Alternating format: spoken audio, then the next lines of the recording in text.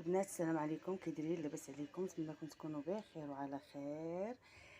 عيد مبارك سعيد. اليوم جبت لكم مشلتت كيف ما دائما. كنوريكم وصفات زوينين. شوفوا كيفاش كيجي ممرق وغزال. انا عندي في القناه وما وريتكمش كيف العجينه. شوفوا التوريقه ديالو يا البنات، خطير. امينه اختي ولا الوالده كيحماقوا على هكذا المشلتت هذا. شوف امينه اختي يعجبها هاد المشلتت اللي كندير انايا، مشلتت ديال المصريين.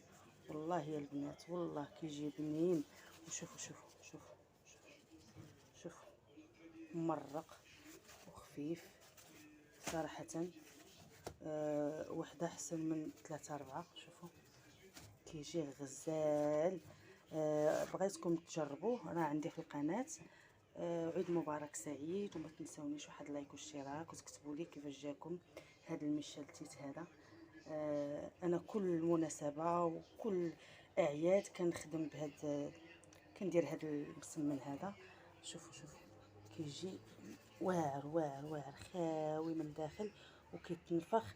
انا حتى عندي في القناه مصورش لكم العجينه وما صورتش لكم كيفاش خدمته، ولكن غنلوح لكم هذا الفيديو، غنعطيكم الرابط ديال الفيديو باش تشوفوا العجينه وتشوفوني كيفاش كنورقوا وكيفاش كنصايبوا. صراحه واحد الخلطه حتى هي جربتها مؤخرا، صدقات ليا زوينه. بغيتكم تجربوه لحقاش كيستحق التجربه، وكيجي بنين وخفيف وعرفتي من داكشي صراحه. ها نتوما شوفوا كيف كيجي. شوفوا البنات، شوفوا صراحه غزال هاد المسمن هذا. غير اللي ما بغاش يجربه صافي.